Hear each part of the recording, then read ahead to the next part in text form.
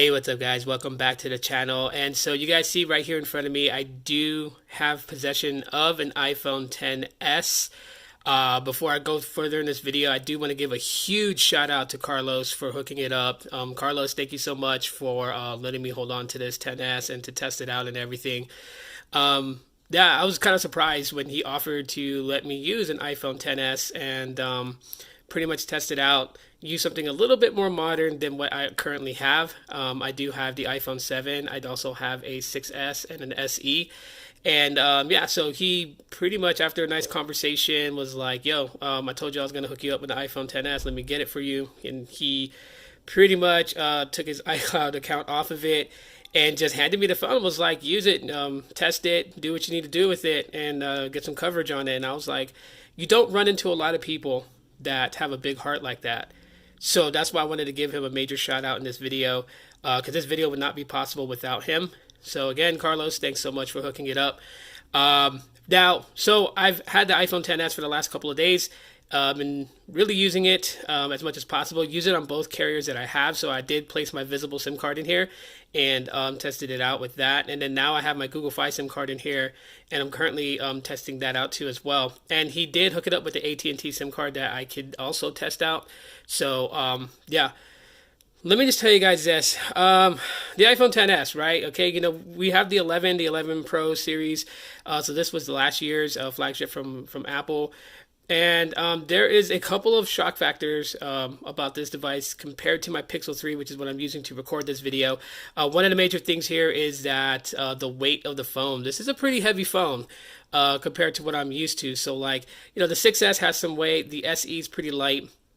Nexus 5X, pretty light. The Pixel 3 is lighter compared to the iPhone XS. So I'm knowing there's some weight and, you know, some weight to it. So I'm kind of glad that Carlos also hooked it up with a nice clear case, so you can see the color and everything of the device, but it is protected from getting scratches or anything like that, because that's something I was a major concern of. This is not my phone, so I do want to take very good care of it. And yeah, so the weight thing was what worried me, and I'm glad it has a case on it to protect it. But it is a pretty heavy case. As far as it being ergonomic and fitting in my hand, you know, it's the smaller version. It's not the max version, so I'm pretty happy with that, and the fact that it's, you know, have small hands, so I don't need a very much bigger version. But the screen does not seem small at all whatsoever. Like, yes, there's a notch on the top. That notch can play a factor in things like YouTube videos and whatnot, but it's not a real major hindrance in my opinion. It really hasn't gotten in the way. After about a day, the notch has completely disappeared in my peripheral vision, okay? So it's not something that I always notice is there. I only notice it if I'm looking right at it, directly to it. But in any other instance, it's not. So, you know, kudos on that. So, the whole thing, I mean, yeah, notches could be ugly, but for me, it's not a real big deal. So just like, it's a preference thing, to each his own. The Face ID is pretty quick. Okay. Now I haven't tested other devices that have a similar style facial security recognition system. So all the other ones that have like facial unlock, of course, those can be tripped up with pictures and things like that. But for something that actually uses laser 3D image, you know, like points to like dots to map out your face for a physical 3D look, so in that way it will recognize it's a real human face and then unlock. This is actually pretty quick. So if I turn it off, I turn it on, it's already unlocked. Okay. It's kind of hard to do this on camera because the camera kind of blocks my face. So let's do this again. Okay. Unlocked, right? If I swipe up, it's already in. Okay. Now I will close my eyes and let's see if it unlocked. It did when I opened my eyes.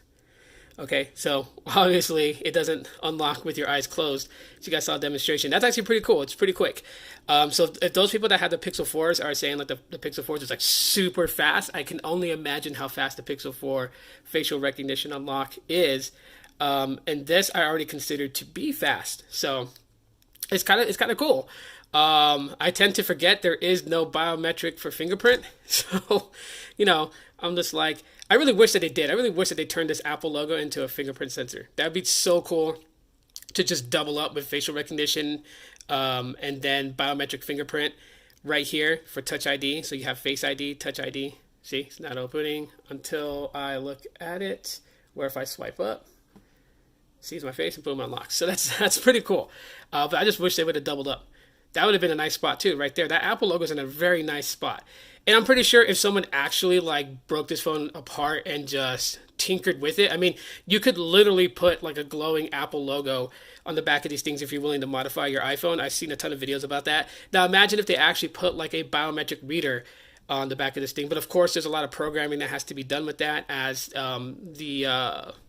the phone itself does not recognize any type of biometric security other than the facial recognition unlock. So Face ID it is, but not a hindrance without that biometric. It's just preference. I would really wish it would be there. As far as performance wise, this thing performs really, really good. About as fast as my Pixel 3, or if not times faster. I may do like a comparison between which is faster and opening apps and stuff like that, but that's like it's not a real like 100% foolproof to determine which is faster. At like handling processes and things like that. But it also, those tests do test RAM management, and that's something that I'm going to be looking into. Let's see. What else could I say? I mean, I'm not going to go into like how the app design stuff, those things are, because it's not a real major thing. They pretty much look the same on Android and iOS. There's a few key differences there, but that's not the major thing here. Cameras is something that I was like, kind of cool with. The cameras itself, and yes, I do use the grids here, practicing that rule of thirds. So that's something that I'm going to be trying to doing for Instagram. There I am right there with the selfie mode.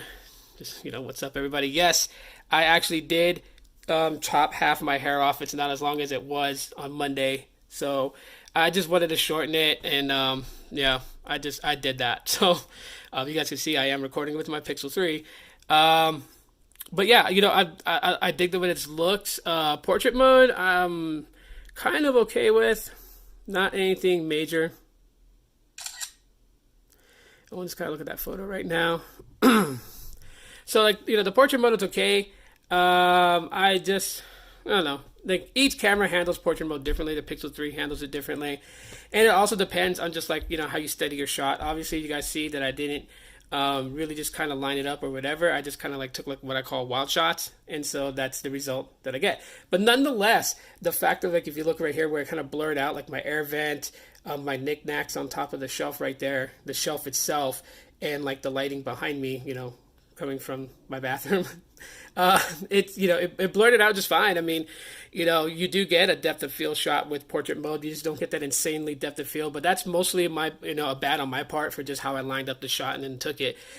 This is not like one where I'm actually trying to get like a really good shot. So can't really count this against the iPhone XS, but I've taken some other selfies in portrait mode, and they came out pretty good. So nice to see that it's on there. Kind of sad though that the night mode that is present in the iPhone 11 did not trickle down with iOS 12.3 into the iPhone XS, which obviously could be just with the hardware itself, with the camera sensor itself not being able to support that.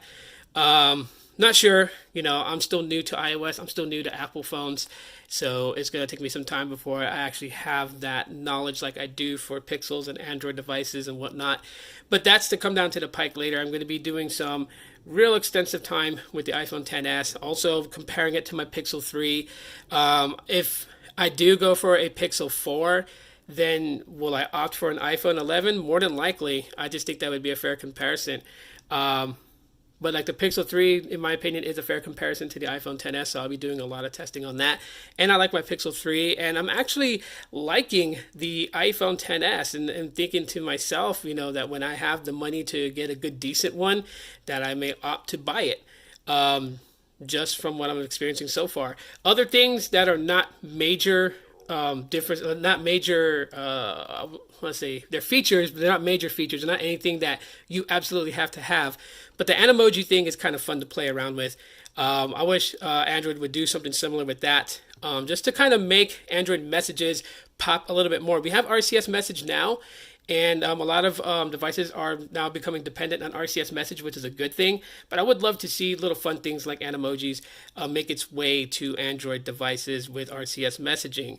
They don't have to exactly be like Animojis, but just something of that nature, something fun. And I think that's what a lot of people on iOS and the iPhone lovers love about the iPhone is that even though while this looks plain Jane, app icons everywhere, just you know that's pretty much simplified and easy. But then again, you also got to think about the messaging too as well, and on the messaging side of things, little fun things like animojis do make a big difference. So that's pretty much all that I have for you guys today.